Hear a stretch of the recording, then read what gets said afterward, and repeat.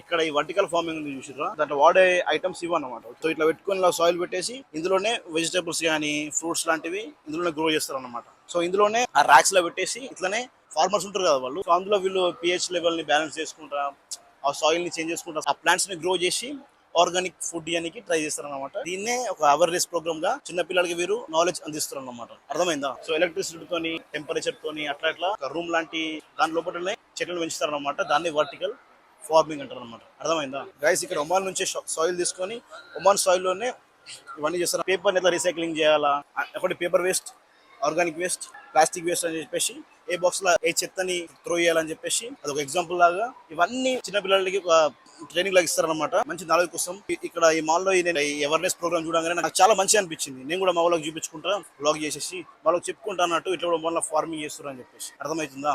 So చిన్న పిల్లల కోసం ఇంత మంచి చిన్నప్పటి నుంచి వాళ్ళకి ట్రైనింగ్ ఇస్తే వాళ్ళ మైండ్ ఏంటంటే మంచి చెట్లను కాపాడాలా, గో గ్రీన్, గ్రీనరీ కాపాడుకోవాలని చెప్పేసి, పర్యావరణం కాపాడుకోవాలని చెప్పేసి వాళ్ళకి థాట్స్ ఉంటాయి అనమాట. వీళ్ళు ఈ పని చేస్తున్నందుకు వాళ్ళని చాలా అప్రిషియేట్ చేస్తున్నా. అక్కడ స్టాఫ్ చూపిస్తాం అనుకున్నా కానీ అక్కడ అమ్మాయిలు ఎక్కువ ఉన్నారు స్టాఫ్, వాళ్ళని చూపించలేకపోయినా అందుకోసమే. ఎనీవే హోప్ ఈ వీడియో మీకు హెల్ప్ఫుల్ అయింది అనుకుంటున్నా. ఈ గిన్నెల గురించి మీకు వీడియో నచ్చితే మీరు ఖచ్చితంగా మీ ఫ్రెండ్స్కి అందరికి షేర్ చేయండి, మీ ఫ్యామిలీ మెంబర్స్కి అందరికి షేర్ చేయండి వీలైతే. Okay, thank you guys, good luck.